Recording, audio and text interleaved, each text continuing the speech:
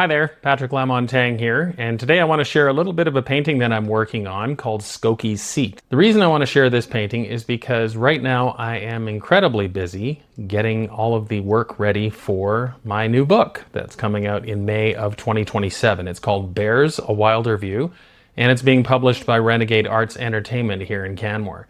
I'm really excited about this. It's been something that's been in the works for about 10 years. And I finally got off my ass and made it happen.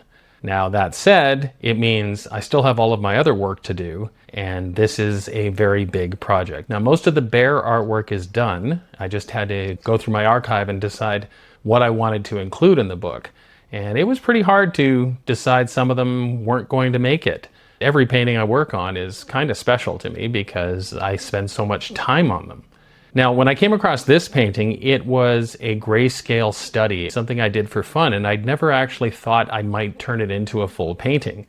But the more I looked at it, the more I thought, I really want to turn this into a fully rendered piece, and it's a lot of work. This book needs to be done on my end by middle of October, and I want to leave a little bit of a buffer. I don't want to leave it right up until the deadline. So while I talk a little bit about the challenges that I didn't expect while I was working on this book, because I've made it up to be so big in my mind, I'll show you a little bit about painting Skoki's Seat. I'm working on a Wacom Cintiq 24 HD. They're not sponsoring this or anything, though they have sponsored videos in the past, and I love working with them, and I love their products. But this is an older model. I've had this one for, I think since 2014. I'm recording this with my phone. It's suspended over top of this screen so you can actually see my hands working. And I'm doing this in real time, but it gives you something to watch instead of just my talking head. So the contrast that you're seeing, some of these bright areas here in the video are going to be actually brighter than they are in real life. And it's just a consequence of recording with a phone and recording with a camera. These are the compromises you have to make when you are recording videos of digital painting. So let's talk about that for a second. What's digital painting? I get people that say, hey, you're not painting. They just call it digital painting. There is no paint, that's true. Digital painting is great because it's very forgiving. If I make a mistake, I can paint over it.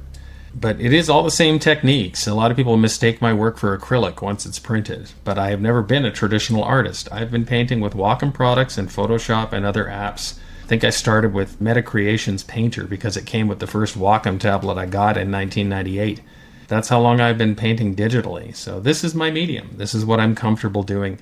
And if there are purists out there who don't like the term digital painting, there's two things I can say. One is get over it. You're never going to please everybody. You're never going to make everybody happy. There's 8 billion plus people on the planet, and to expect everybody to see the world the way you do is ridiculous. And the other thing is, it's just a medium. I'm not using AI in my work. I'm not using photo manipulation. And for those people that are, well, the AI part I don't like because obviously it's been trained on artists' hard work without their permission, so I'm not a fan of AI art at all. But for those that use photos in their work, well, that's just mixed media. A lot of people like that kind of work, and if that's the way these artists want to express themselves, I'm not going to give them shit for it. Okay, let's talk about Skoki's Seat. Skoki was a bear at the Calgary Zoo. He got his start in Lake Louise, which is just down the road from where I live. I live in Canmore in the Bow Valley of the Canadian Rockies. As happens with a lot of bears around here, he got a little too used to people, and that usually doesn't end well for the bear. People are irresponsible when it comes to wildlife. Not everybody, but a lot of people.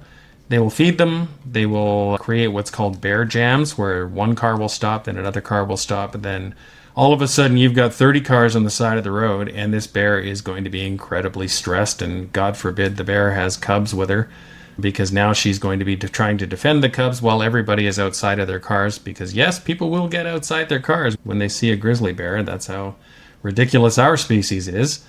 I've seen people actually surround a bear and close in because everybody wants the Instagram shot.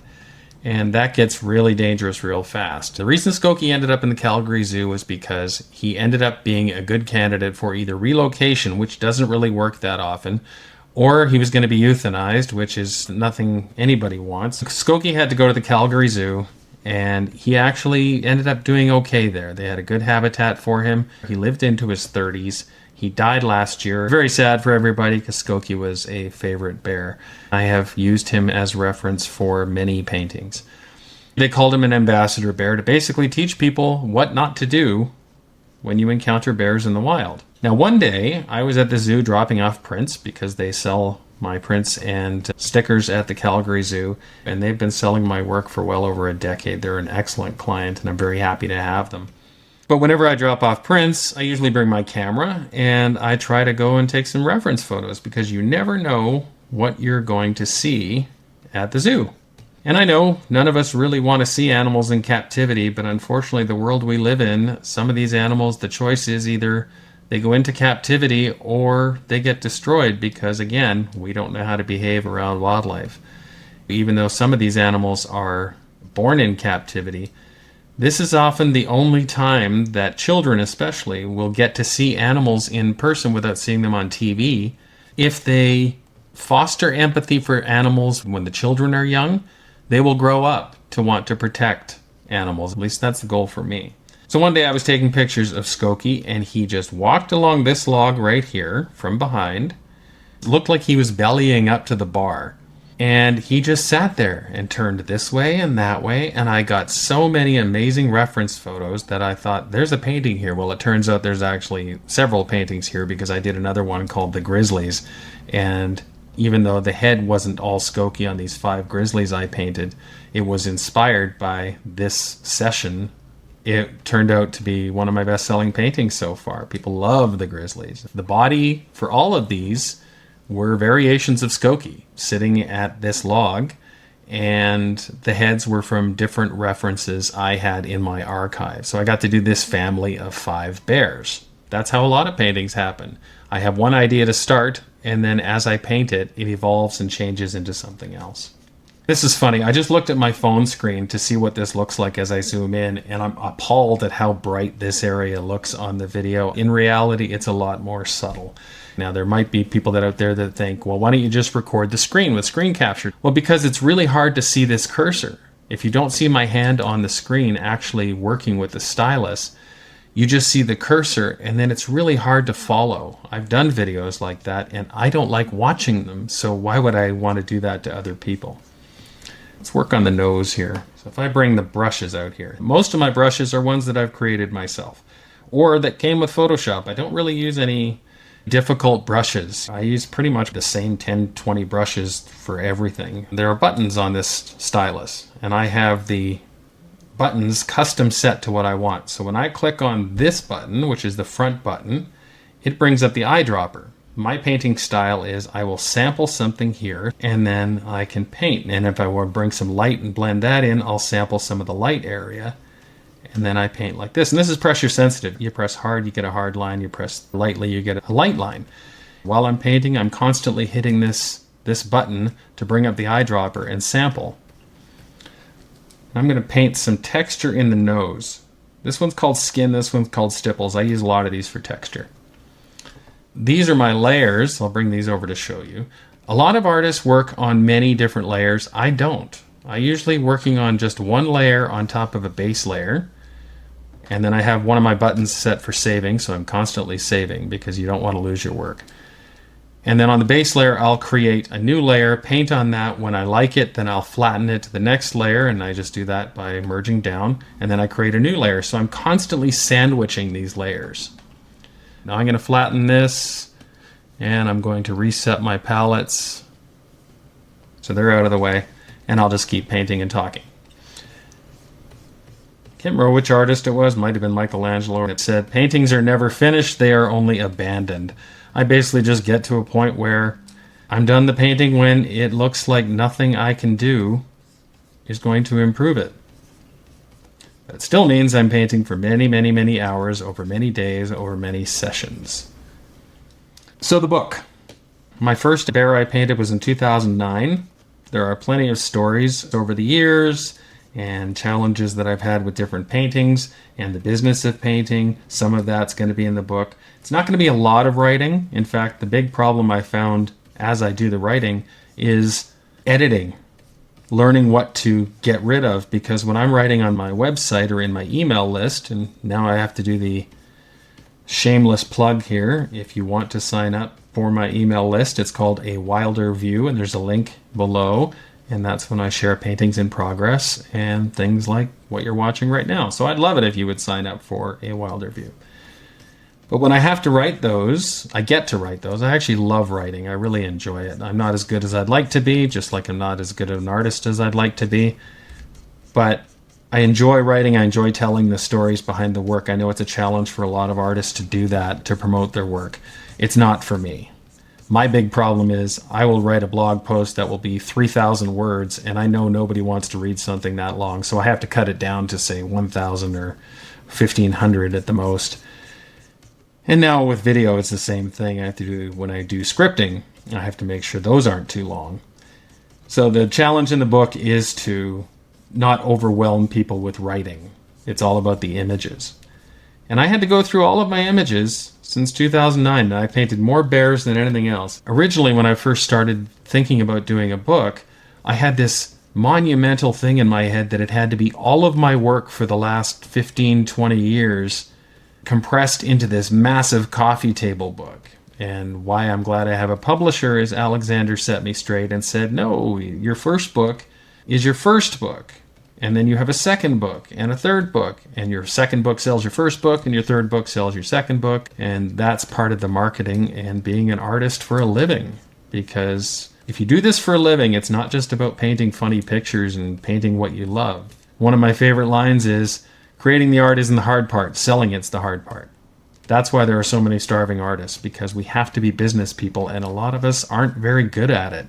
I have become good at it out of necessity, and even I'm nowhere near where I'd like to be. There are plenty of things that I could do better, and that's what I would tell any young artist. Learn the business, learn how to sell your work, learn how to talk to people, learn how to explain what you do. You don't have to teach, but you do have to get people engaged. You can't just create the work and then people throw money at you. That's not how it works. So the book. I have a lot of work to do. And there's marketing things that I'm learning from Alexander, and he's saying I need this and I need that, and he needed a cover, and he needed an elevator pitch, and he needed all of this marketing stuff that I had no idea how to do. It's one of those things where you don't know what you don't know until you have to do it. I just realized I'm punching all these buttons and you're seeing things pop up, and you might be wondering, where'd that come from? Well, they've got these things on these Wacom devices, and they've also got this Wacom remote that I really like for my portable device. And if I get a new Cintiq one of these days, I will probably have to use the remote for that as well. But you program it to how you work. You get used to using these buttons, and you don't even think about it, and they're fantastic. On this device, they're called Express keys. And I've got them set up so that I can just, without even thinking, press these buttons and get the tool I need. And that's what I was talking about with this color picker and with this radial menu that I created. I have this all programmed the way I want to use it. As you saw, I jump all over the place while I'm painting. There's no rhyme or reason. There's no formula. It's almost like sculpting, where you stop when the bear is there. And for me, I stop when the personality shows up, and it hasn't shown up yet. I've still got all this brush around here to refine. You can still see if I zoom in. These are just brush strokes that are not blended in properly yet. See how it looks like brush strokes? That's digital painting. You're still using brush strokes. I've got all this texture on this wood that I have to do and refine. It's nowhere near where I want it to be. It's really uniform here, all these lines. I need to make these look more like real wood, and that will take hours and hours to do. Same with the leaves down here. And then I also have to think about, there's certain areas where you want sharp because that's where your focus is. For example, the face, I want to have that sharp. But all this back here needs to be pretty soft so that people are looking at the bear. If this is wrong, they'll notice it.